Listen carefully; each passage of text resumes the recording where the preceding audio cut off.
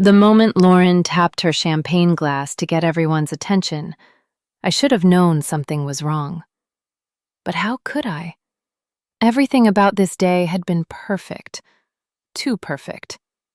We were at my baby shower at the Atlanta Botanical Garden, not in one of the smaller event spaces, but in the day hall, the one with the floor-to-ceiling windows overlooking the gardens, the one that costs thousands to rent. The one I'd looked at online once and immediately closed the tab because it was so far out of our budget. But Lauren had insisted. "You deserve the best," she'd said. "After everything you've been through, this baby shower needs to be perfect. Let me do this for you." And it was perfect. 50 people gathered. Friends from work, family from both sides, church ladies who'd prayed for us for years. Everyone celebrating the baby I'd tried 7 years to have. 7 years of negative tests and broken hearts, and maybe next time. And now, finally, this moment, this miracle. I was 35 weeks pregnant. Huge. My belly seemed to enter every room 5 minutes before I did. My feet were so swollen, they looked like they belonged to someone else. My back ached, my hips ached, everything ached. But I was here, at my baby shower, for my baby, my son. The dress Lauren had picked out for me was beautiful, lavender silk with delicate lace overlay, custom-made to fit my changing body. "It'll photograph beautifully," she'd said when she'd given it to me. "Trust me, this is Instagram-worthy." She'd been right. The photographer she'd hired, another expense I'd never have splurged on, had been snapping pictures all afternoon. Me opening presents, me cutting the cake, me laughing with friends, creating memories I'd treasure forever. The decorations were stunning. Gold and white balloons covered the ceiling. A "Oh Baby" banner in elegant calligraphy hung behind the gift table. Flower arrangements on every surface. White roses, gold-dipped eucalyptus, baby's breath, like something out of a magazine. The food was catered. A dessert bar with cupcakes and a 3-tier cake decorated like baby blocks. Even the games were elevated. Not just guess the baby food, but professionally printed cards, coordinated colors, prizes wrapped in matching paper. I'd felt overwhelmed by Lauren's generosity all afternoon. "You didn't have to do all this," I kept saying, reaching for her hand, squeezing it. "Of course I did," she'd respond every time, hugging me tight, her hand resting on my belly. "You're my sister, and this baby is so special. After everything you've been through, I want everything to be perfect." And it was perfect. Until it wasn't. I should have noticed the signs. Looking back, they were everywhere, like how all the thank you cards Lauren had pre-printed for me had her name on them too. "From Candace and Lauren," they read, like we were co-hosting, like this was her baby shower too. Or how when guests arrived, they went to Lauren first, hugging her, congratulating her. "This is so amazing what you're doing," they'd say, and she'd smile and nod and redirect them to me. But there was something in her eyes, something possessive, something that said, "Yes, this is mine." Or how several people had commented, "Candace, you're so lucky to have Lauren. She's basically doing everything." My best friend Tasha had whispered to me earlier, "Girl, I thought this was your baby shower, but Lauren's acting like it's her wedding." I'd laughed it off. "She's just excited to be an aunt. You know she doesn't have kids of her own." Still, it's a little much. But I dismissed it, because Lauren had been there for me through everything. Every doctor's appointment, every ultrasound, every moment of this pregnancy. She'd earned the right to be excited. Or so I thought.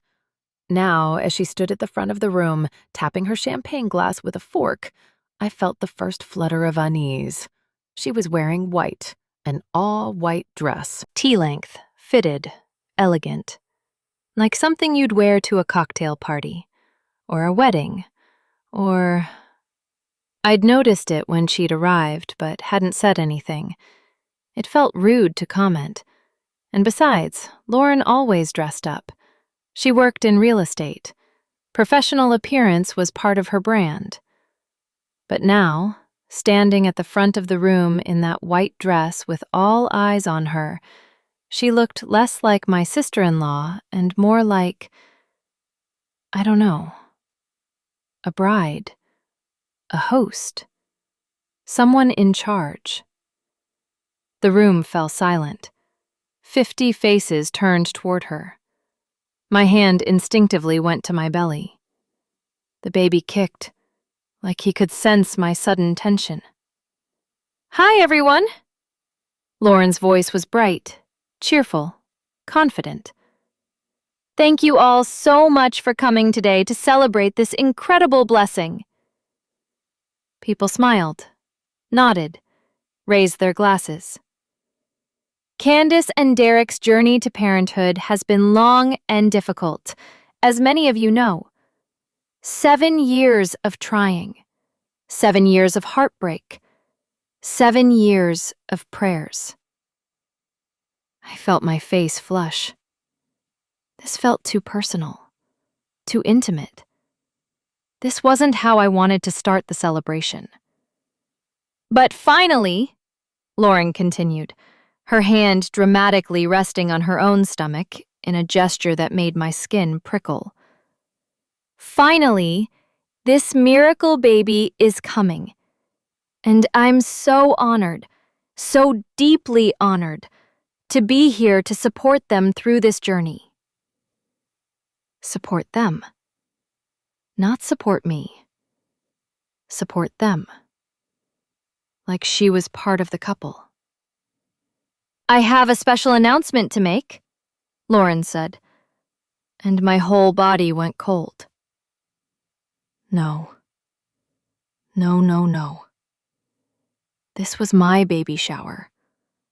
Lauren wasn't supposed to be making announcements. This wasn't about her. "Candace and I have been talking a lot over these past few months," she continued, pulling a manila folder from behind her chair. Where had that come from? When had she gotten that? "We've had some really deep, really honest conversations about her health complications, about her financial situation, about what's best for this baby." What? My mind went blank. What was she talking about? We hadn't had any conversations like that. And after a lot of prayer and consideration, Lauren's voice took on that saccharine tone people use when they think they're being noble. "We've come to a decision. Together." No, we haven't. Because of Candace's ongoing health issues, the endometriosis, the PCOS, the complications she had just getting pregnant, and because of the financial challenges they're facing with Derek's job and Candace's medical bills. Stop talking. Stop talking right now. I'm going to be adopting the baby. The words hung in the air like smoke, like poison. The room went completely silent. You could hear the air conditioning, someone's phone buzzing, my own heartbeat pounding in my ears. "I'll raise him as my own," Lauren continued, her voice warm, reassuring, like she was offering me a gift. "In a stable, loving home where he'll have everything he needs, every opportunity, every advantage. I've already set up a nursery. I've been preparing for months, and I promise." She looked directly at me, her smile radiant. "You'll still be able to visit him whenever you want. You'll be like his favorite auntie. Isn't that wonderful?" Visit. Visit my own baby, like an auntie. The word hit me like ice water. Visit. As if my son would be hers and I'd be the guest, the outsider, the woman who couldn't handle motherhood. I'd spent 7 years fighting to become a mother, and she was announcing, in front of everyone, that I didn't deserve to be one. The room was still silent, but the silence was changing. People were starting to shift in their seats, whisper, look at each other, look at me. I couldn't move, couldn't speak, couldn't process what she'd just said. My mouth opened, but no sound came out. I know this might come as a surprise to some of you, Lauren continued, addressing the crowd like she was giving a TED Talk. But Candace and I have discussed this extensively. We've thought about what's truly best for this baby. And sometimes, the most loving thing a mother can do is recognize when someone else is better equipped to raise her child. Better equipped.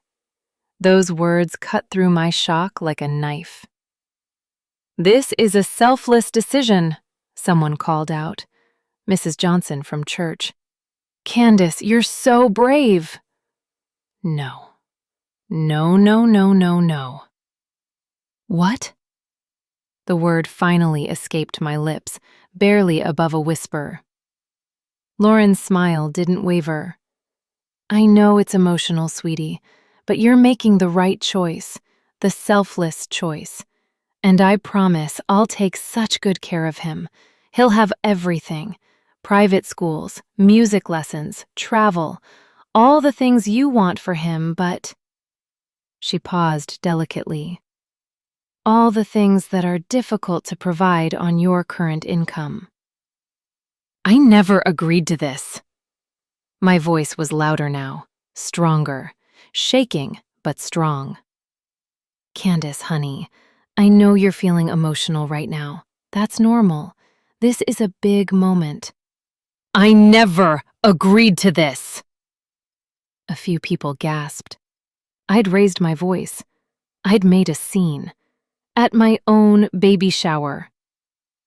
Lauren's smile finally flickered, just for a second. Then it was back, bright and reassuring. "Actually," she said calmly, opening the manila folder, "you did." She pulled out papers, multiple pages, official-looking documents with signatures and seals. "You signed these 3 weeks ago," Lauren said, holding them up so people in the front rows could see. "At your doctor's appointment, remember? The papers I helped you fill out?" My blood went cold. 3 weeks ago. Dr. Martinez's office. I'd been there for my 32-week checkup. Lauren had come with me. She'd been coming to all my appointments lately. I'd barely looked at what I was signing because Lauren kept saying, "It's just standard stuff, insurance paperwork, nothing important." I'd trusted her.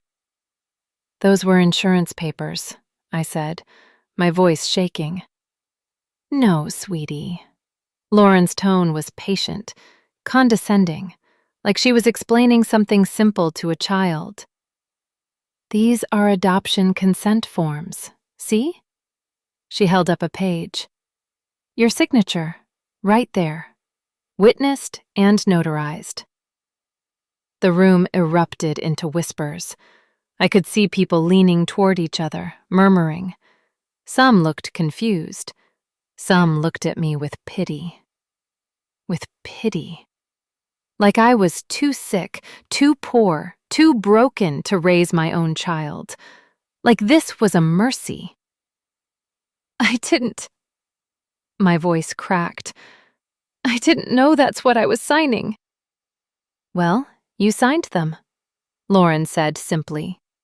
"And I had them properly notarized. It's all legal, all official. This is happening, Candace. You just need to accept it." "Congratulations, Lauren," someone called out. Mrs. Chen, one of the church ladies. "What a blessing. What a selfless thing for both of you to do." A few people started clapping. Actually clapping. Like this was good news. Like I'd just announced I was giving my baby away to charity. More people joined in. Not everyone. Kasha was staring at me in horror, and the few others looked uncomfortable. But enough. Enough that the sound of applause filled the room. Applause for Lauren taking my baby.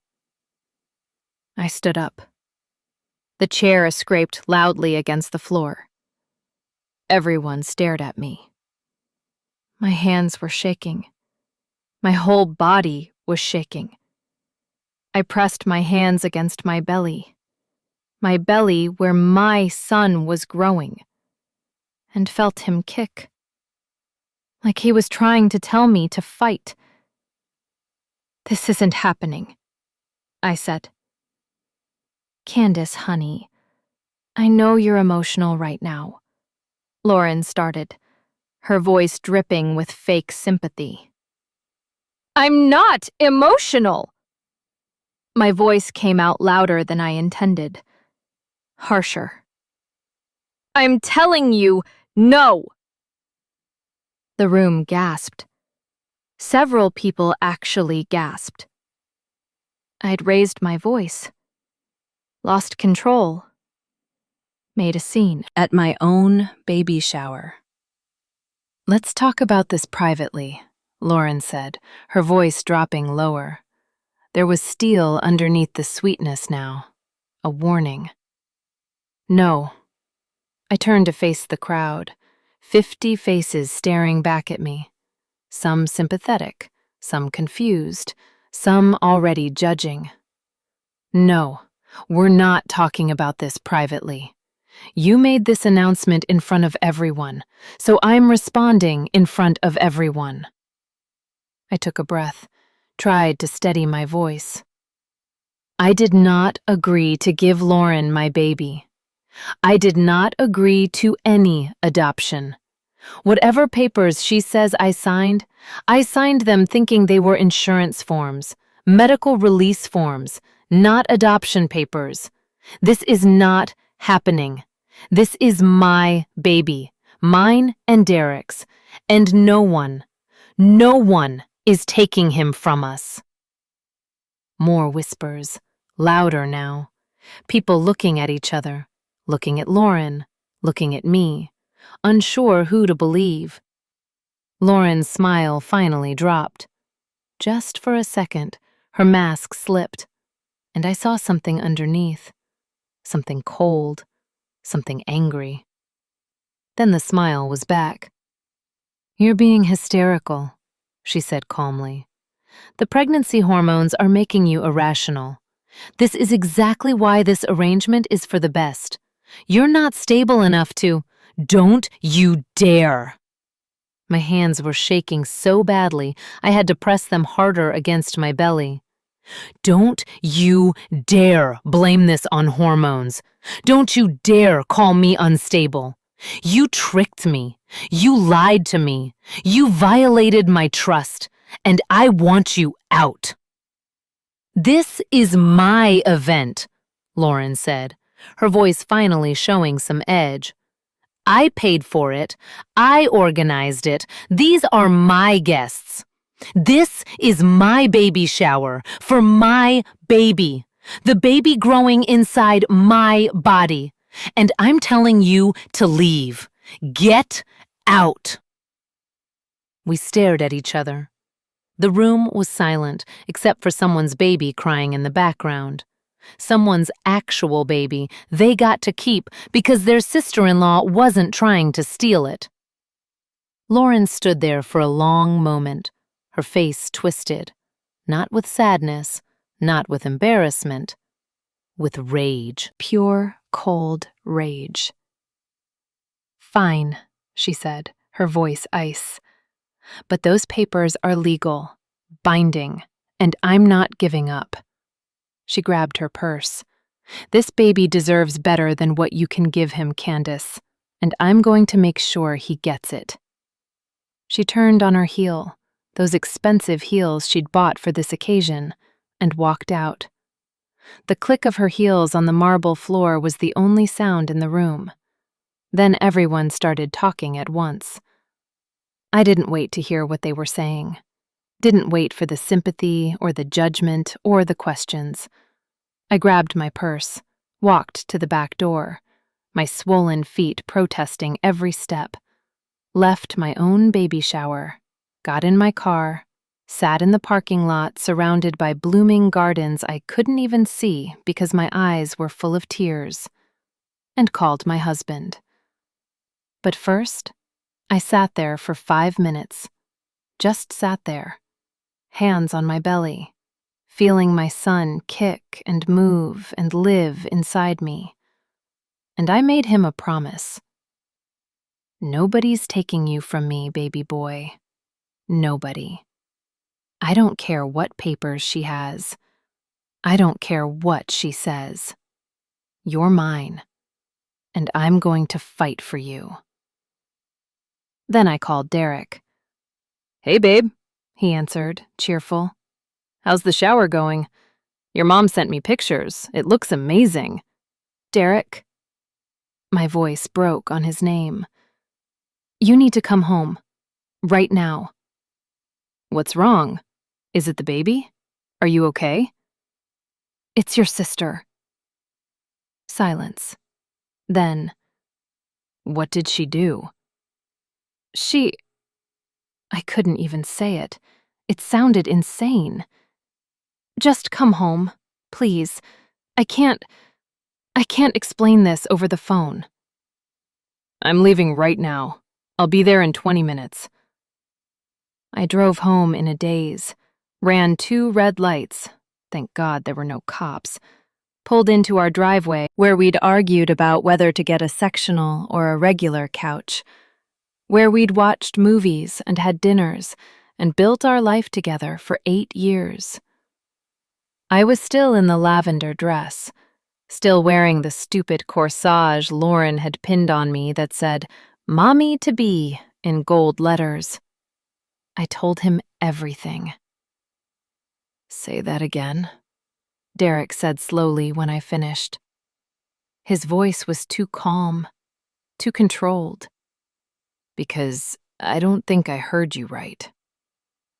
"Your sister announced, at my baby shower, in front of 50 people, that she's adopting our baby." "That's not..." He stopped, looked at my face, really looked at me, saw the tears, the terror, the truth. "That's not funny, Candace." "Do I look like I'm joking?" He stared at me for a long moment. I watched several emotions cross his face. Confusion, disbelief, understanding, and finally, rage. Let me back up, tell you how we got here. My name is Candace Morrison. I'm 35 years old.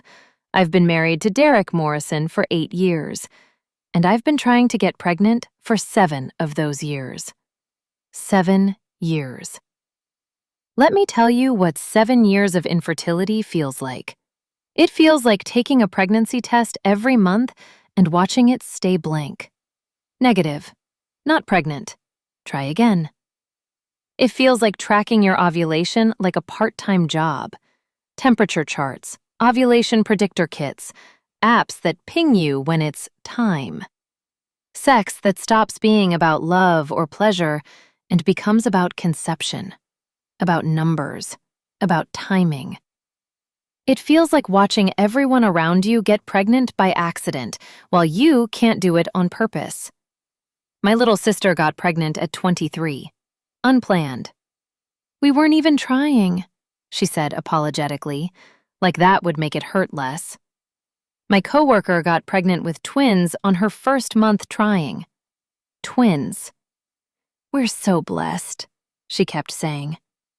And I smiled and congratulated her and went home and cried in the shower. Derek's cousin got pregnant at 42 after everyone said she was too old. "It's a miracle," the family said. And I thought, where's my miracle? 7 years of negative tests, 7 years of doctor's appointments, 7 years of being poked and prodded and tested and examined. The diagnosis came in stages, each one a new punch to the gut. First, endometriosis, scar tissue, pain, complications. Then, PCOS, polycystic ovary syndrome, irregular cycles, hormone imbalances. Then, blocked fallopian tubes, requiring surgery, months of recovery. Each diagnosis came with a statistic, a percentage, a chance. Your odds of conceiving naturally are very low, Dr. Martinez had said gently. We're talking maybe 5 to 10% without intervention. 5 to 10%. We tried anyway, for 2 years, month after month of hope and disappointment. I remember one particularly bad night. I was in the bathroom, sitting on the floor in my pajamas, staring at another negative test. Derek knocked on the door. "Babe, you okay?" "Yeah," I lied. "Just a minute." But he knew. He always knew. He came in anyway, sat on the floor next to me, took the test from my hands and looked at it. "Okay," he said quietly. "Okay. We'll try again next month." "What if there is no next month?" I whispered. "What if this never works? What if I'm broken?" "You're not broken." He pulled me close. "Your body's going through something hard, but you're not broken." And why can't I do the one thing women's bodies are supposed to do? That's not the only thing we're supposed to do. And even if we never have biological kids, we can adopt. "I don't want to adopt," I'd snapped, then immediately felt guilty. "I'm sorry. I know that's selfish, but I want to be pregnant. I want to feel a baby move inside me. I want to give birth. I want that experience." "Then we'll keep trying, whatever it takes." Whatever it takes turned out to be 3 rounds of IUI, intrauterine insemination, 3 rounds of hormone injections that made me bloated and emotional and exhausted, 3 rounds of hope, 3 rounds of failure. The next step would be IVF, Dr. Martinez said after the 3rd failed IUI, in vitro fertilization. It's more invasive, more expensive, but it gives you a better chance. More expensive was an understatement. Our insurance covered almost none of it. Each round cost $12,000 to $15,000. We'd have to pay out of pocket. We emptied our savings, took out a loan. Derek picked up extra work during tax season. I worked overtime at the clinic. First round of IVF, failed implantation. I cried for 3 days straight, couldn't go to work, couldn't get out of bed. Just lay there thinking about the embryos that didn't take, the babies that could have been. "We can try again," Derek said, but his voice was tired now, strained. The financial stress was getting to both of us.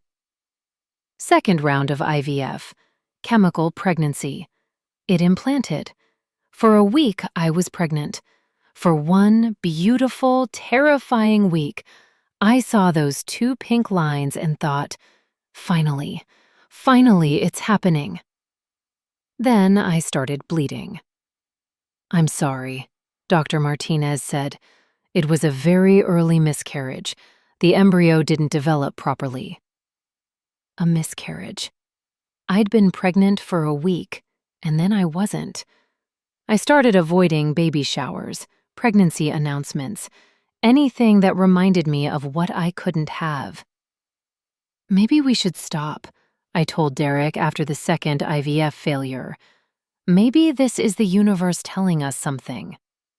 "Or maybe it's the universe testing us," he said. But he looked as exhausted as I felt. We took a break. 6 months. Tried to just be a married couple again. Tried to remember who we were before infertility consumed our lives. It didn't work. The want was still there. the absence, the empty nursery, the future we'd imagined but couldn't reach. We went back to Dr. Martinez. "One more round," Derek said. "We try one more time. If it doesn't work, we look at other options." Third round of IVF. This was it. Last chance. Last of our savings. Last of our hope. I remember lying on the exam table after the transfer, legs up, waiting the required 15 minutes before I could move. "Please," I whispered to my body, to God, to whoever was listening. "Please let this work. Please." 2 weeks later, I took a pregnancy test. Positive. I took 3 more. All positive. Blood test. Positive. 6 weeks. Heartbeat detected. 8 weeks. Still growing. 12 weeks. First trimester done. Risk of miscarriage dropping. 20 weeks. Anatomy scan. Healthy. Perfect. A boy. A boy. Our son. I cried during that ultrasound. Not sad tears this time. Relief. Joy. Disbelief. "We did it," Derek whispered, squeezing my hand. "Baby, we did it." We waited until 20 weeks to tell anyone. Too scared to jinx it. Too scared to lose him. When we finally started telling family, the reactions were everything. Derek's parents cried.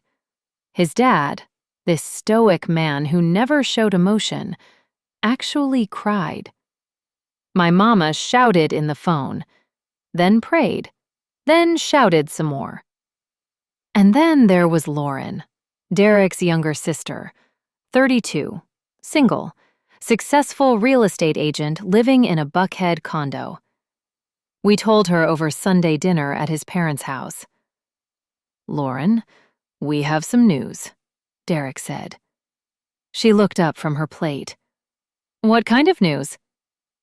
"Candace is pregnant." I watched her face carefully, watched for the reaction. She screamed, literally screamed, jumped up from the table, ran around to my side. "Oh my God!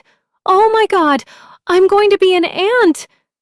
She hugged me so tight I could barely breathe. Her hands went immediately to my belly, even though I was barely showing. "This is amazing! This is incredible! After everything you've been through!" She pulled back, tears in her eyes. "Candace, you're going to be such a good mom. Such a good mom." I'd felt a rush of warmth, of love, of family. "Thank you, Lauren. That means a lot." "When are you due?" "December 15th, right before Christmas." "A Christmas baby! Oh my God!" She turned to Derek. "Brother, you're going to be a dad!" "I know." He was grinning. "Crazy, right?" "Not crazy. Perfect. This is perfect." And from that moment on, Lauren was involved. At first, it felt like support, like family, like exactly what I needed. She texted me every morning. "How are you feeling? Any morning sickness?" She sent articles. 10 foods to eat during pregnancy. How to deal with pregnancy insomnia. Best prenatal vitamins according to doctors. She offered to come to doctor's appointments. "You shouldn't drive yourself when you're tired. Let me take you." I accepted gratefully. Derek's job kept him busy, especially during tax season. My mama lived 2 hours away. Having Lauren there, someone local, someone excited, someone who cared, felt like a blessing. She came to my 12-week appointment, held my hand during the ultrasound, cried when she saw the heartbeat. "That's your baby," she whispered. "That's my nephew." She came to my 20-week anatomy scan, squealed when we found out it was a boy. A boy! Oh my God, Derek's going to have a son! She immediately started shopping, brought bags of baby clothes to our house. I saw these and couldn't resist. Blue onesies, tiny shoes, a stuffed elephant, a mobile for the crib. Lauren, you don't have to buy all this, I protested weakly. I want to. Let me spoil my nephew. This is fun for me. She helped us set up the nursery, painted the walls a soft gray blue, assembled the crib, organized the closet with military precision. You two are so busy with work, she said. Let me handle this stuff. You just focus on staying healthy. I was grateful, truly grateful, because I was exhausted. Working full-time as a pediatric nurse while pregnant was draining. Coming home to a husband who worked 60-hour weeks during tax season meant we had no energy for anything. Lauren filled that gap, but somewhere along the way, I don't know exactly when, it shifted. Support became control. Helping became taking over. Excited became obsessed. She started calling the baby our baby. "How's our little guy doing?" she'd text. "I can't wait to meet our boy. Let me know what our baby needs and I'll get it." Our. Not your. Not the family's. Our. Like he was ours together. I mentioned it to Derek once. Is it weird that Lauren keeps saying our baby? He shrugged. She's just excited. She's wanted to be an aunt for years. But she says it like he's hers, too. You're reading too much into it. She means the family's baby. Our family. Maybe, but it didn't feel that way. She started showing up at our house unannounced. "I was in the neighborhood," she'd say, holding more bags of baby stuff. She'd stay for hours, rearranging things in the nursery, offering unsolicited advice. "You shouldn't put the crib near the window. Too much direct sunlight. These bottles are better than those. Trust me, I researched it. You need to sleep on your left side for optimal blood flow to the baby." She started correcting my decisions. "You're eating deli meat? That's not safe. You lifted that laundry basket? You shouldn't lift anything heavy. You're still working full-time? You need to rest more." It was like having a second mother. No, worse. It was like having a co-parent. But I didn't push back because I was tired, because she was helping, because pushing back felt ungrateful, and because part of me, a small, scared part, wondered if she was right. Maybe I wasn't being careful enough. Maybe I was being selfish working so much. Maybe I didn't know what I was doing. I'd wanted this for 7 years, but that didn't mean I knew how to be a mother. Lauren seemed so confident. By the time I realized what was happening, she'd already built a case. I was the unstable one, the unprepared one, the one who couldn't handle this alone. And she was the savior, the stable one, the one who could give this baby everything. I just didn't know she'd been planning to take him all along. "She did what?" Derek's voice was low now, dangerous, the kind of quiet that comes before an explosion. I told him everything. The speech, the announcement, the papers, the applause, the way she'd smiled like she was doing me a favor. By the time I finished, Derek was pacing, back and forth across our living room. His hands kept clenching into fists. "She told 50 people that she's taking our baby?" She said I agreed to it, that we'd discussed it, that it was what's best for everyone. We never. He stopped pacing, turned to look at me. Did you? Did you ever say anything that she could have misinterpreted? No. Derek, I would never. How could you even ask that? I'm not accusing you. I'm trying to understand how she could think. He ran his hands through his hair. This is insane. This is completely insane. She has papers, documents with my signature. From the doctor's appointment? She said they were adoption consent forms. But I swear, Derek, I thought they were insurance papers, medical release forms.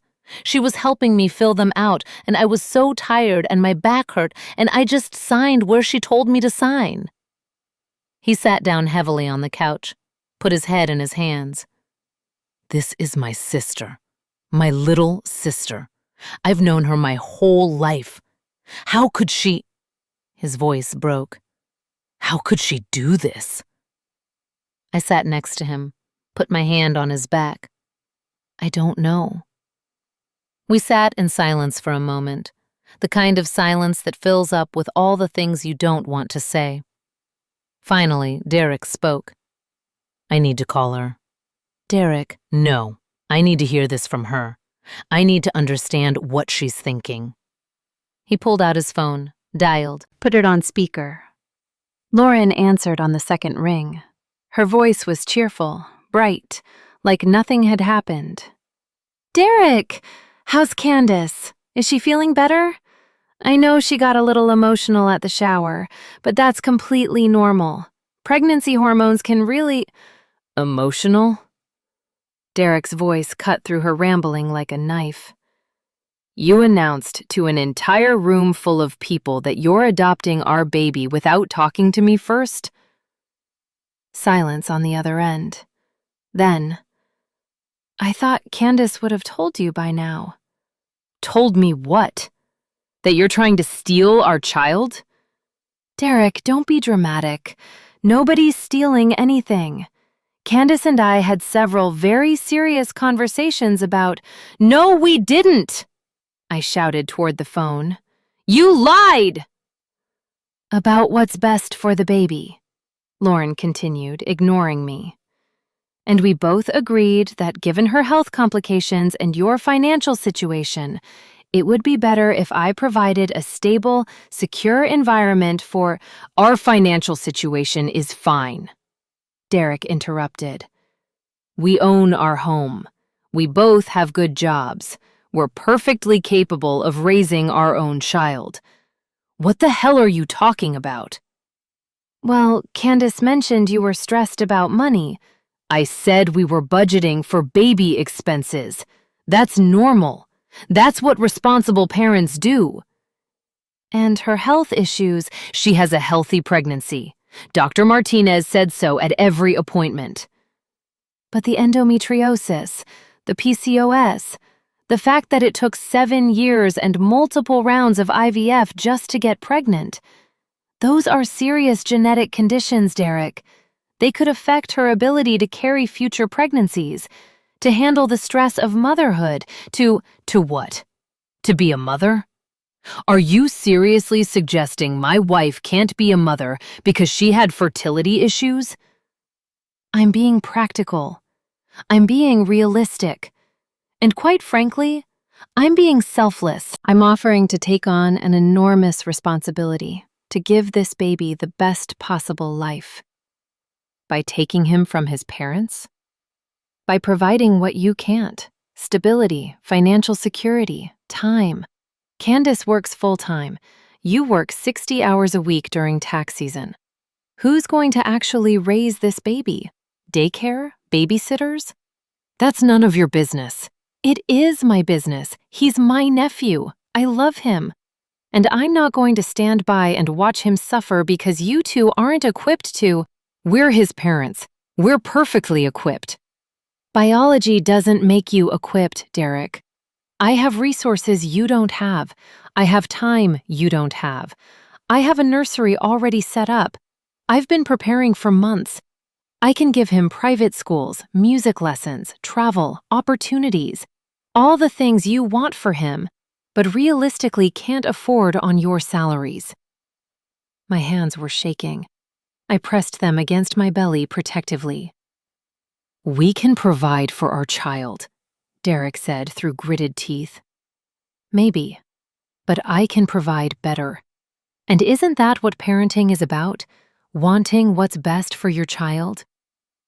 It's also about loving them, being there for them, raising them, not handing them off to someone else because they have more money. I'm not just someone else. I'm family. I'm his aunt. I love him already. I've been part of this pregnancy from the beginning. I've been to appointments. I've helped set up the nursery. I've done everything a parent would do except carry him. Because he's not your baby. He should be. Her voice changed, got quieter, more intense. I should have been the one to get pregnant. I tried, Derek. Did you know that? I tried for years, spent thousands of dollars on fertility treatments, used donor sperm, and lost 3 babies. 3. Derek's face went pale. What? 3 miscarriages. The last one was 6 months ago, 4 months along. Far enough that I'd bought baby clothes, set up a nursery, told a few close friends, and then I lost him. Lauren, I'm sorry, I didn't know. Of course you didn't know. Because I didn't tell anyone. Because it was humiliating. Because I felt like a failure. And then Candace gets pregnant. After everything she went through, yes, but she got pregnant. And I realized, maybe this is how it's supposed to be. Maybe this baby was meant for me, just through her. That's not how it works, Derek said quietly. You can't just decide someone else's baby was meant for you. Why not? The universe works in mysterious ways. Maybe Candace was just the vessel. Maybe I'm the one who's supposed to raise him. Listen to yourself. I sound like someone who knows what she wants, someone who's prepared, someone who's been ready for years, while you two were just coasting. You didn't even plan this pregnancy, did you? It was a happy accident after years of trying, but I've been actively preparing. I've been intentional. I deserve this baby more than you do. Derek hung up on her, threw his phone onto the couch. We're calling a lawyer, he said. Right now, tonight if possible, tomorrow morning at the latest. Derek, it's Saturday night, then first thing Monday morning. We're not waiting. We're not giving her any more time to... He trailed off, looked at me. To do whatever she's planning to do. What do you think she's planning? I don't know, but I'm not taking any chances. He came over to me, put both hands on my shoulders. Listen to me. Lauren is not taking our baby. I don't care what paper she has. I don't care what she thinks she's owed. This is our son, yours and mine, and I will do whatever it takes to protect him and you.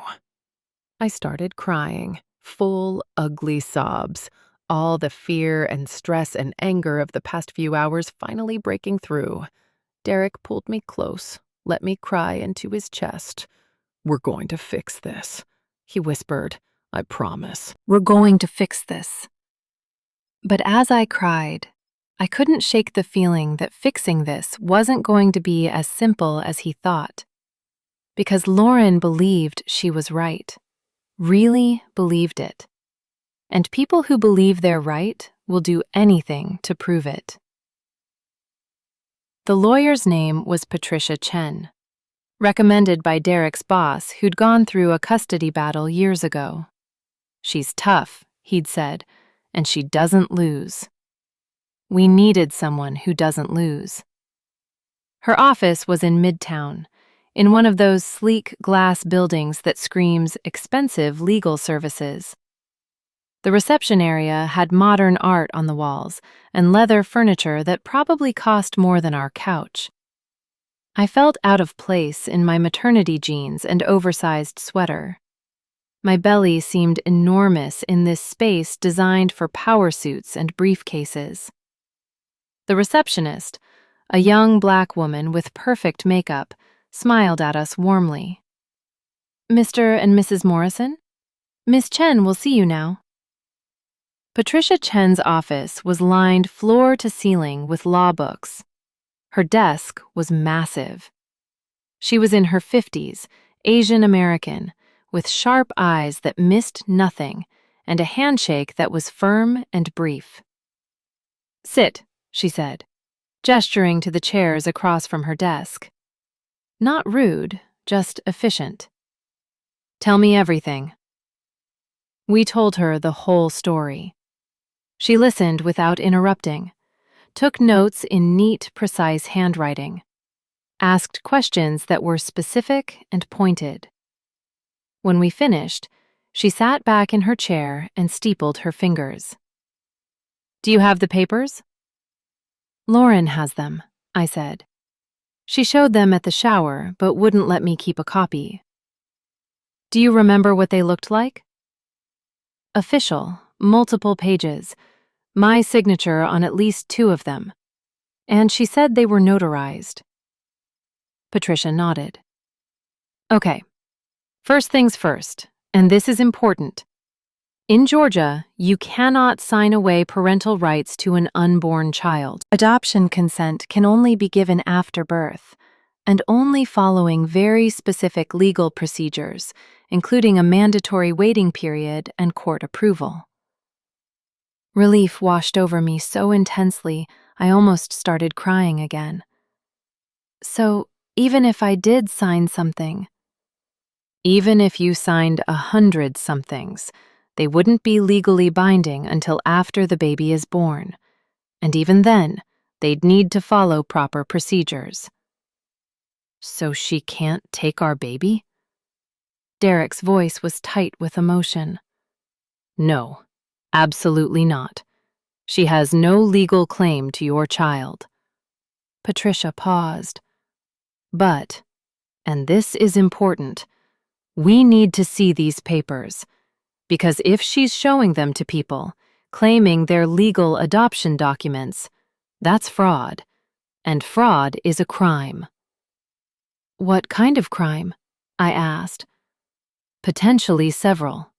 Fraud, forgery if she faked signatures or notarization, harassment, depending on what she does next, possibly even attempted kidnapping if she tries to take the baby."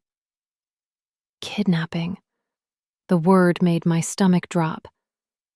"You think she'd actually try to take him? Like, physically take him?" Patricia leaned forward. "Mrs. Morrison, I've been a family lawyer for 27 years. I've seen cases that would make your head spin. Grandparents who kidnap grandchildren, ex-spouses who flee the country with kids, family members who convince themselves they have a right to someone else's child."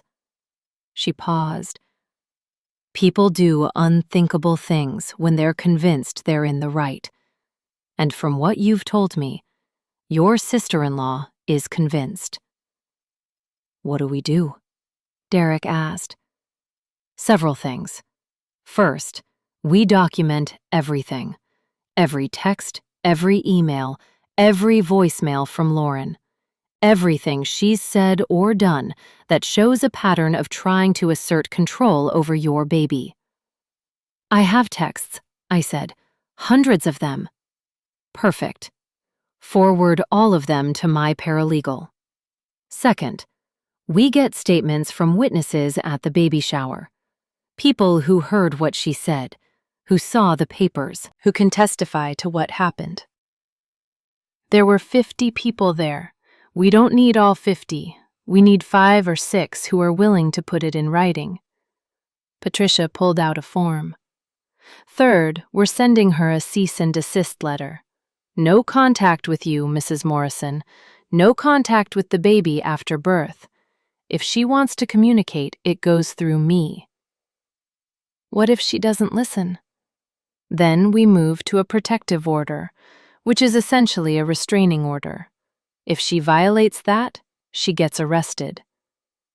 "I don't want my sister arrested," Derek said quietly.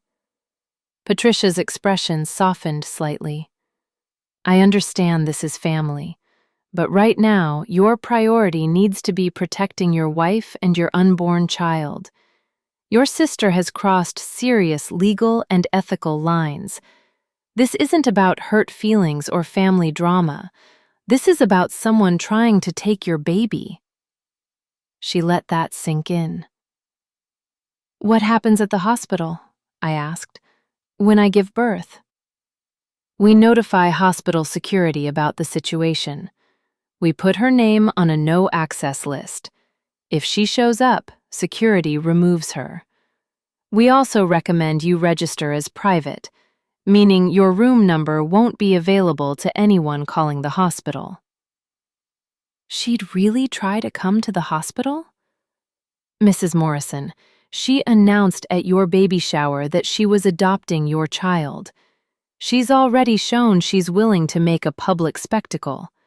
Yes, I think she'll try to come to the hospital." The room felt too small suddenly, too cold. "I know this is overwhelming," Patricia said, her voice gentler now. "But I need you to understand how seriously we need to take this. People who are delusional about custody don't stop just because you ask nicely. They escalate." "Escalate how?"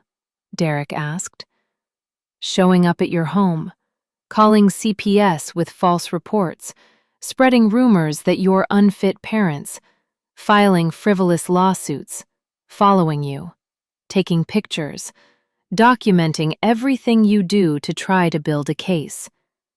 She paused. "In extreme cases, yes, attempting to take the child." "Jesus Christ," Derek breathed. "I'm not trying to scare you. I'm trying to prepare you. The best defense is being proactive. Document everything. Don't engage with her directly. Let all communication go through me. And trust that the law is on your side." "Even if she has papers with my signature?" I asked. "Especially then. Because if she does have forged documents, that strengthens our case. It shows intent. It shows planning. It shows she knew what she was doing was wrong, which is why she had to trick you." We left Patricia's office an hour later with a thick folder of forms to fill out and a list of things to do. Get witness statements, forward all texts and emails, change our locks at home, inform our workplaces about the situation in case Lauren showed up, register as private patients with Dr. Martinez, put together a hospital bag that included copies of all our legal documents. It felt surreal, like we were preparing for war instead of preparing for a baby. "This isn't how it's supposed to be," I said in the car on the way home. "I know. We're supposed to be excited, happy, getting ready for our son, not this." "I know, baby. I know." "Do you think she'll really try to take him?" Derek was quiet for a long moment. Then, "I don't know, but I'm not taking any chances." Over the next week, we became detectives in our own lives. I forwarded 247 text messages from Lauren to Patricia's paralegal, messages spanning the entire pregnancy. "How's our baby? What are we naming him? I set up the nursery today. Can't wait for our boy to see it. You're not lifting that, are you? You need to be careful with our baby." Hour. Hour. Hour. Every single message said hour. I'd thought she meant our family's baby, but reading them all at once, seeing the pattern, it was clear what she'd really meant. Our. Hers and mine. Co-parents. Derek collected witness statements from the baby shower. His cousin Vanessa wrote 2 pages about what she'd seen. My friend Tasha wrote 3. "It was the most uncomfortable thing I've ever witnessed," Tasha wrote. Lauren stood up like she was the mother, talked about Candace's health issues and financial problems, like Candace wasn't even there. When Candace said she never agreed to adoption, Lauren pulled out papers and said they were already signed. Multiple people applauded, thinking it was a surrogacy arrangement. But Candace looked devastated. This wasn't consensual. This was ambush. Patricia's paralegal tracked down the documents Lauren had filed with the county clerk's office. She'd actually filed them. Fake adoption papers, with the county, like they were real. Patricia reviewed them in her office 2 days later while Derek and I waited. "These are forgeries," she said finally, looking up at us. "Complete fabrications." "How can you tell?" Derek asked. "Several ways. First, the notary seal. See this?" She pointed to an official-looking stamp. "This notary license number doesn't exist. I checked the state database. No notary in Georgia has this number." "So she made it up?" "Either she made it up or someone made it for her. Either way, it's fake." Patricia flipped to another page. "Second, the language is wrong. This isn't how legal adoption documents are written in Georgia. Whoever drafted this either isn't a lawyer or deliberately wrote it to look official to lay people without actually being legally sound." "Could she have gotten a lawyer to write them?" I asked. "No reputable lawyer would write pre-birth adoption consent forms. It's not legal. Any lawyer doing this would risk disbarment." Patricia closed the folder. "My guess? She either found forms online and modified them, or she paid someone on the internet to create them." "What does this mean for us?" Derek asked. "It means I'm reporting this to the district attorney's office. This is fraud, forgery, possibly identity theft, depending on how she obtained your notarized signature, Mrs. Morrison." "Will she be arrested?" "That depends on what the DA decides, but at minimum, this gives us grounds for a protective order. She created fraudulent legal documents claiming rights to your child. That's absolutely grounds for a restraining order." "When can we file for that?" "I already did. The hearing is scheduled for next Thursday, 2 weeks before your due date." "She'll be there?" I asked nervously. "Yes. She'll have a chance to respond, to present her side. But given the evidence, the forged documents, the witness statements, the text messages, I'm confident the judge will grant the order." "And then what?" "Then she's required by law to stay away from you. No contact, no phone calls, no texts, no showing up at your home or workplace, no presence at the hospital during delivery. If she violates the order, she's arrested."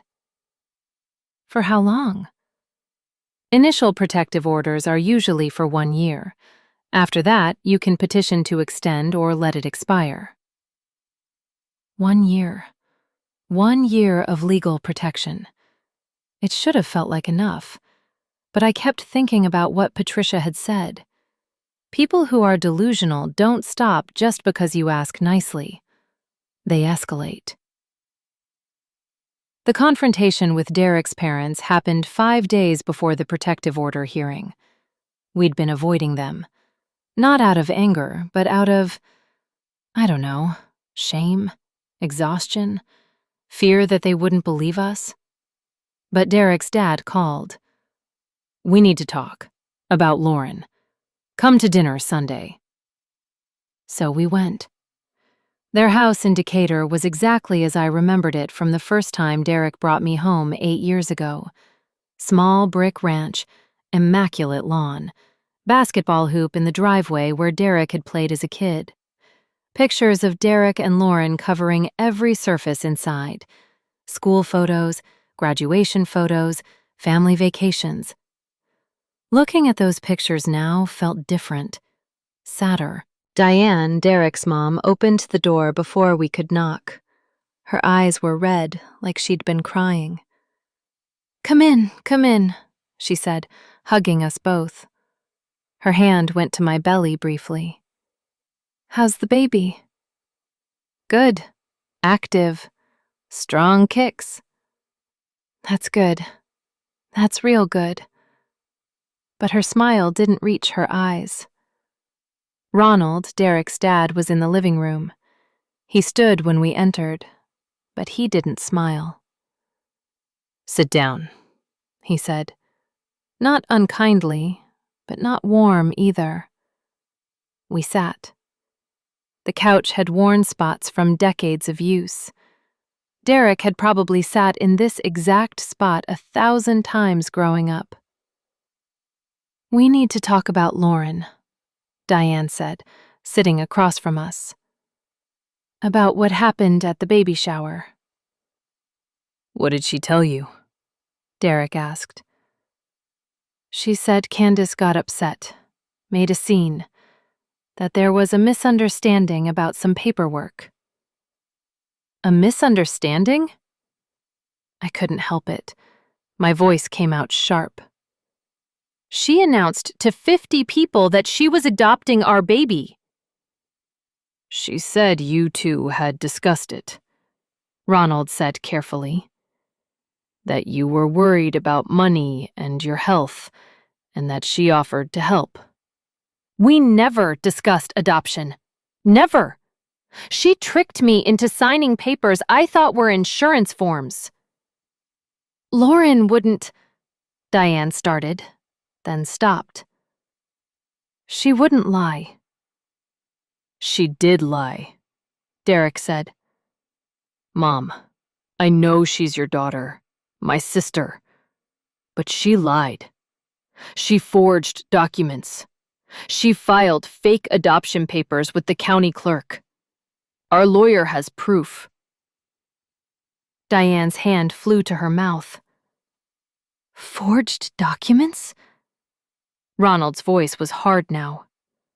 "What kind of documents?" We told them everything.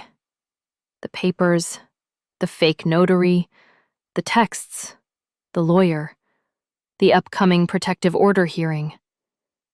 By the time we finished, Diane was crying quietly. Ronald's jaw was clenched so tight I could see the muscles jumping. "I need to call her," Ronald said, pulling out his phone.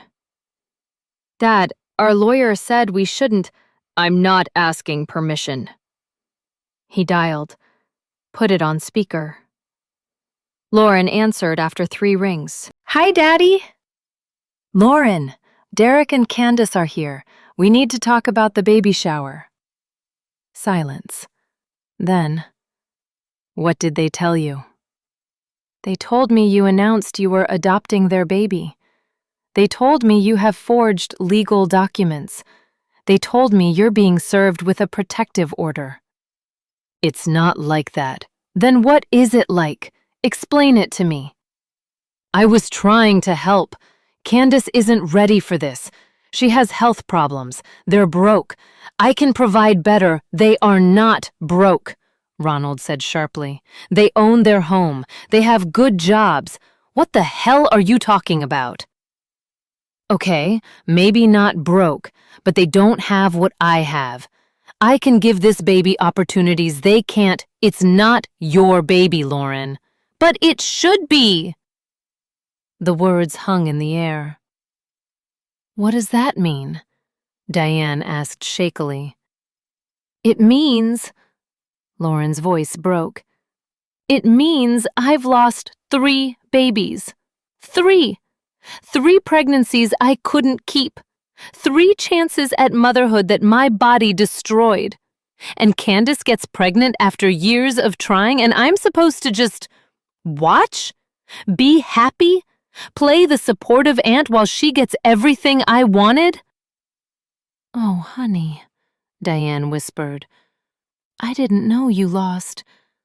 When did this happen?" "Does it matter? The point is, I tried. I did everything right. Spent thousands of dollars, took hormones, used donor sperm because I didn't have a partner and I didn't want to wait. And my body failed me every single time." "I'm so sorry," I said quietly, and I meant it. Despite everything, I meant it. "I don't want your pity," Lauren snapped. "I want what should be mine. This baby should have been mine. If the universe was fair, I would have carried him. But since I can't, he should still be raised by me. I'm ready. I've been ready for years."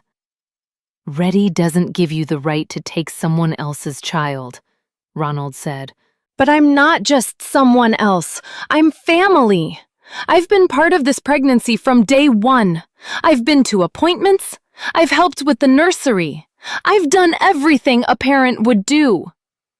Because you invited yourself into doing those things, Derek said. Nobody asked you to take over. Nobody stopped me either. You were both so grateful for the help, so happy to have me involved. And now you want to cut me out completely? You cut yourself out when you tried to steal our baby, I said. I'm not stealing anyone. I'm saving him. Saving him from parents who can't give him what he needs. We're his parents, Derek said quietly. His actual parents. Not you. Biology doesn't make you parents. Love does. Preparation does. Commitment does. And I have all of those things more than you do. Morin, Diane said, her voice shaking. You need to stop this. You need to let this go. I can't. You have to. No! I have waited too long. Sacrificed too much. Lost too much. I deserve this baby. I deserve to be a mother. And I'm not giving up. She hung up. The four of us sat in silence. Diane was crying openly now. Ronald looked like he'd aged 10 years in the past 10 minutes. I didn't know, Diane whispered, about the miscarriages. She never told us she was trying to have a baby. She didn't tell anyone, Derek said. That's part of the problem. She's been dealing with all this grief alone, and it's made her unstable. She needs therapy, Ronald said. Not a baby. Therapy. We have a protective order hearing next Thursday, I said. The lawyer says the judge will probably grant it given the evidence. What will that do? Diane asked. Keep her away from us, from the hospital when I give birth. Legally, she won't be allowed to contact us or the baby. For how long? A year, maybe more if we extend it. She's going to be devastated, Diane said softly. She devastated us first, Derek replied. Ronald stood up. We support you, both of you. Lauren is our daughter, and we love her. But what she's doing is wrong, dangerous, and we won't stand by and watch her destroy this family. Diane nodded, wiping her eyes. We'll testify at the hearing if you need us to. Thank you, I whispered. But as we drove home that night, I couldn't stop thinking about Lauren's voice on the phone. The desperation, the conviction, the certainty that she was right. She really believed this baby should be hers. And people who believe things that completely don't just give up because a judge tells them to. The protective order hearing was held at the Fulton County Courthouse on a Thursday morning, 2 weeks before my due date. The courthouse was chaos. Security lines, metal detectors, families everywhere, crying babies, stressed parents, lawyers in suits talking on phones. We found Patricia near courtroom 3B. She was talking to her paralegal, reviewing notes. Ready? She asked when she saw us. No, I said honestly. My hands were shaking. My belly felt heavier than ever. That's normal. Just tell the truth. Answer the judge's questions directly. Don't get emotional. I know that's hard, but try to stay calm. What if he doesn't believe us? He will. We have evidence. Forged documents, witness statements, text messages. This is an open and shut case. But I'd learned that nothing involving Lauren was ever open and shut. The courtroom was smaller than I expected. Wood paneling, a raised bench where the judge would sit, tables for each side, a few rows of seats in the back. Lauren was already there with her lawyer, a man in an expensive suit who looked like he charged $500 an hour. She looked different, smaller somehow. Her hair was pulled back severely. She was wearing a conservative gray dress, no makeup except lip gloss. She looked like someone trying very hard to appear sympathetic. When she saw us, her expression flickered. Pain? Anger? Hope? I couldn't tell. Derek's parents sat in the back row. They nodded at us, but didn't wave.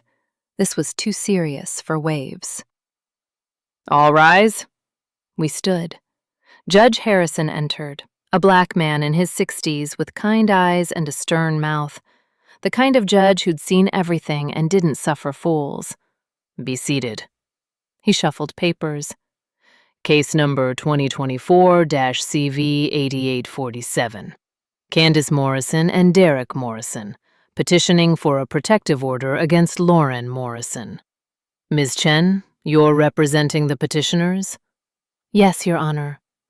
Mr. Bradford, you're representing the respondent? Lauren's lawyer stood. Yes, Your Honor. Ms. Chen, proceed. Patricia laid out our case methodically. The baby shower announcement, the forged documents, the text messages, the pattern of behavior showing Lauren believed she had rights to our unborn child. She called witnesses.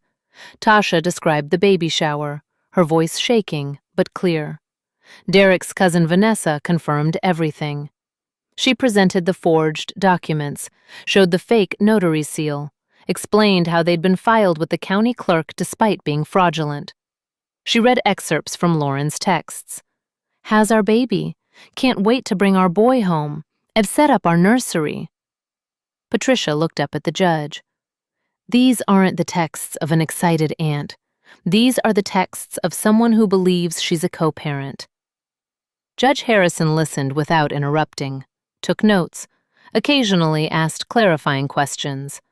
Then it was Mr. Bradford's turn. He stood, buttoned his jacket, and smiled at the judge. Your Honor, my client admits she made a mistake at the baby shower. She got overly excited and made an announcement that was inappropriate and premature. Premature? Like it would have been appropriate later.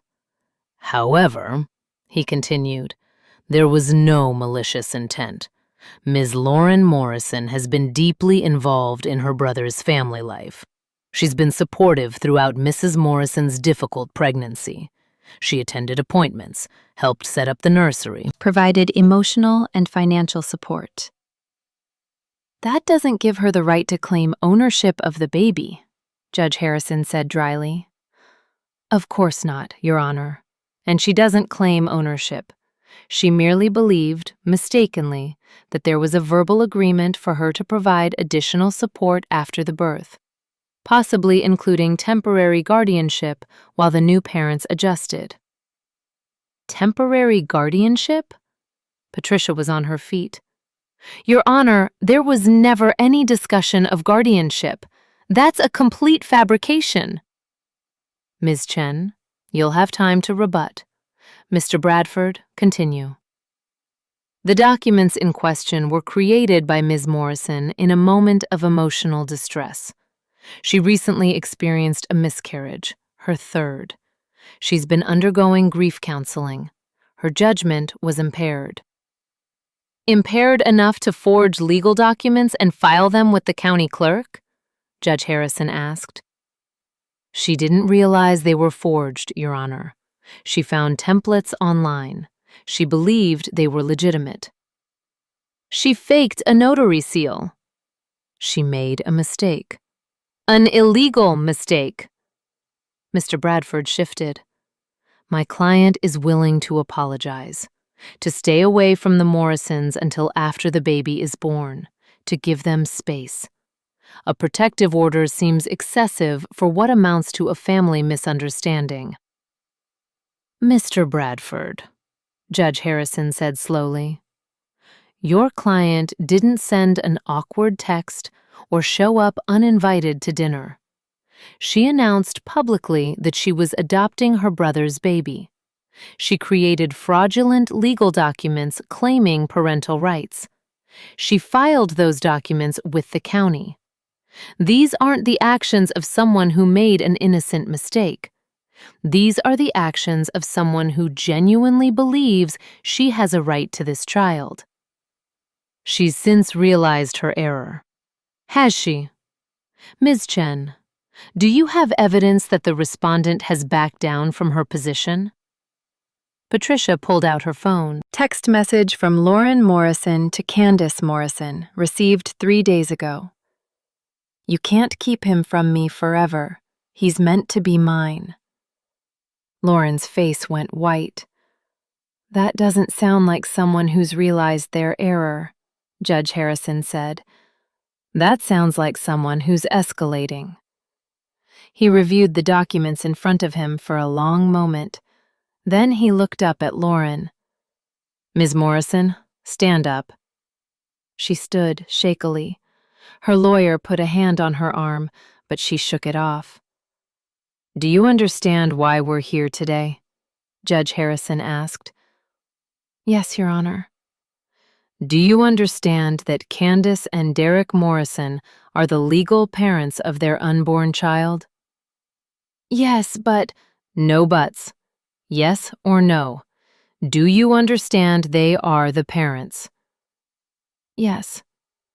Do you understand that you have no legal claim to their child? Her voice was barely a whisper. Yes. Do you understand that creating fraudulent legal documents is a crime? I didn't mean… Yes or no? Yes. Judge Harrison sat back. Here's what's going to happen. I'm granting the protective order. You are to have no contact, and I mean no contact, with Candace Morrison. No phone calls, no texts, no emails, no social media, no third-party communication, no showing up at her home, her workplace, or anywhere she might be. Lauren's eyes filled with tears. You are also prohibited from going to the hospital where she will give birth. The hospital will be notified of this order, and security will remove you if you attempt to enter. But I just want to meet him. You should have thought about that before you tried to steal him. The word, steal, hung in the air like an accusation. This order is effective for 1 year from today. After that, the Morrisons can petition to extend or dismiss it. If you violate this order even once, if you send a single text, make a single call, drive by their house, you will be arrested immediately. Do you understand? Lauren was crying now. Quiet, desperate tears. Do you understand? Judge Harrison repeated. Yes, Your Honor. Good. Ms. Morrison, I'm also recommending that the District Attorney's Office review this case for potential criminal charges. Creating fraudulent legal documents is not a civil matter. It's a crime. Your Honor, that seems excessive, Mr. Bradford started. Does it? This woman tried to legally steal a baby using fake documents. I don't think prosecution is excessive at all. He banged his gavel. Protective order granted. Court adjourned. We stood. Lauren stayed seated, crying into her hands. Her lawyer was talking to her quietly, but she wasn't listening. Derek's parents got up and left quickly. They couldn't even look at her. As we walked out, I heard Lauren call out, "Candace!" I didn't turn around. Patricia's hand was on my elbow, guiding me forward. Don't engage. You heard the judge. No contact. But I heard Lauren's voice behind us, breaking. I'm sorry. I'm so sorry. I just… I just wanted to be a mom. And despite everything, despite the fear, the anger, the betrayal, part of me felt sorry for her. But a bigger part of me was just relieved. She couldn't touch us now, couldn't touch our baby. For the first time in weeks, I felt like I could breathe. Malcolm Derek Morrison was born 3 weeks later on December 12th, 3 days before my due date. Labor started at 2 a.m. Contractions woke me from a fitful sleep. Derek drove us to Northside Hospital, calling my mama on the way. The hospital had been notified about the protective order. Security had Lauren's photo. Our registration was marked private. "Nobody will give out your room number," the admitting nurse assured us, "and if anyone tries to visit who's not on your approved list, security will handle it." The approved list was short. Derek, my parents, his parents, Tasha. That's it. Labor lasted 14 hours, long enough for me to forget why anyone ever has a second baby. Long enough for Derek to look almost as exhausted as I felt. But at 4:17 p.m., Malcolm arrived. 8 pounds, 2 ounces, 20 inches long, dark hair that stuck up in every direction. His father's eyes, my nose. Perfect. They put him on my chest, and he looked up at me with those dark eyes, and I fell in love so completely it hurt. "Hi, baby boy," I whispered. "I'm your mama. I've been waiting so long to meet you." Derek was crying. "He's perfect. He's so perfect." "Do you want to hold him?" Derek took him carefully, like he was made of glass. "Hey, Malcolm. I'm your daddy. We're going to take such good care of you, little man. We're going to love you so much." My mama arrived an hour later with a bag of food that Derek and I devoured like we'd been starving. Derek's parents came shortly after, with balloons and flowers and tears. Nobody mentioned Lauren, but she was there anyway, a presence we couldn't quite shake. Around 8 p.m., a nurse came in. "Mrs. Morrison, there's a woman at the security desk asking to see you. She says she's family." My blood went cold. "What did you tell her?" "Nothing. She's not on your approved list. Security's talking to her now. They're probably going to ask her to leave." "If she doesn't leave," Derek said, "call the police. She has a protective order." Already done. Security called them when she refused to leave the first time. The first time? "She's been here since 6 p.m. Keep trying to get past security. They've asked her to leave 3 times now." So Lauren had been downstairs for 2 hours, trying to get to us, trying to meet Malcolm. Despite the protective order, despite the judge's warning, despite everything. 20 minutes later, Patricia called. Lauren was just arrested for violating the protective order. She showed up at the hospital. Security called the police. She's being charged with criminal contempt and potentially stalking. Is she still here? No, she's at the Fulton County Jail. She'll see a judge tomorrow morning. Patricia paused. This is good for your case. She violated the order within hours of Malcolm being born. Shows she can't control herself. The DA will definitely prosecute now. Good for our case, but it still felt sad. Lauren was in jail while I was holding her nephew, the nephew she'd tried to steal, but also genuinely loved in her broken, twisted way. We stayed at the hospital for 2 days. Malcolm was healthy, perfect, no complications. Going home was surreal. Carrying this tiny human into the house we'd prepared for him, setting him in the crib Lauren had helped us assemble, using the mobile she'd bought. Her presence was everywhere, even in her absence. The first few weeks were a blur of sleepless nights and endless feedings, and trying to figure out how to keep a tiny human alive. I was terrified I'd do something wrong, break him somehow, prove that Lauren had been right about me being unprepared. But slowly, we figured it out. Derek and I became a team. We took shifts with night feedings. We learned Malcolm's cries: hungry cry, tired cry, angry cry. We figured out how to change diapers efficiently and how to give baths without him screaming. We became parents, real parents, not perfect, but present, not rich, but loving, not Lauren, but his actual mother and father. 6 months later, a letter arrived, forwarded through Patricia's office, as all communication from Lauren had to be. I debated whether to read it. Derek said it was up to me. I read it. It was long. 6 pages, handwritten in Lauren's neat script.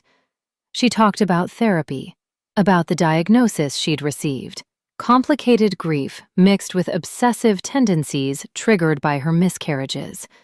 She talked about the medications she was on, the coping strategies she was learning. She talked about that night at the hospital, how she'd known she shouldn't go, but couldn't stop herself, how the need to see Malcolm had been overwhelming, irrational, unstoppable. "I know what I did was wrong," she wrote.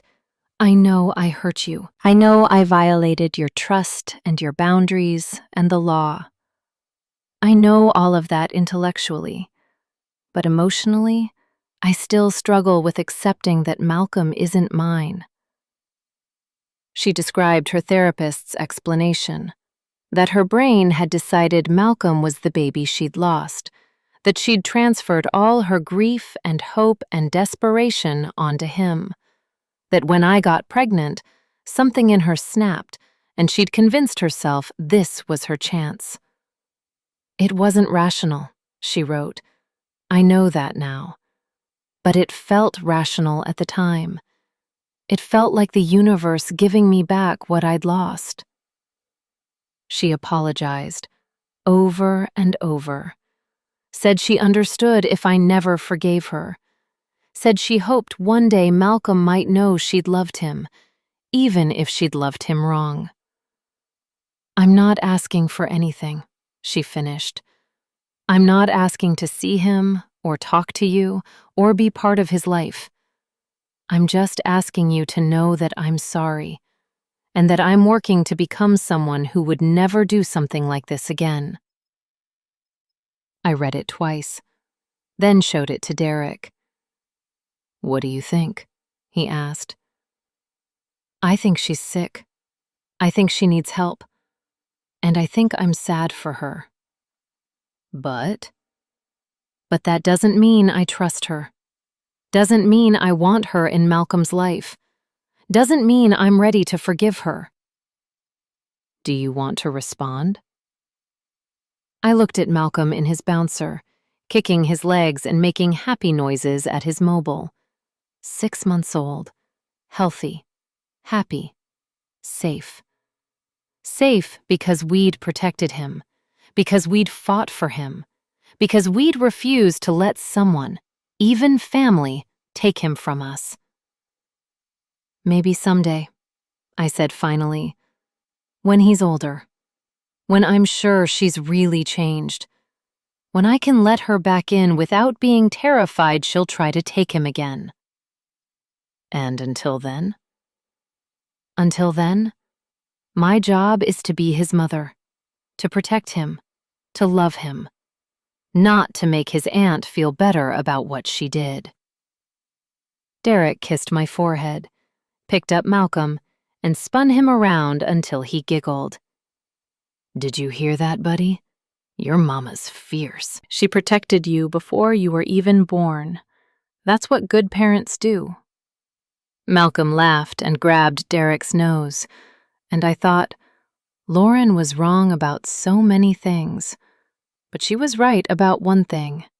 Being a parent is about wanting what's best for your child, and what's best for Malcolm is having parents who love him, who chose him, who fought for him, even when that meant fighting family.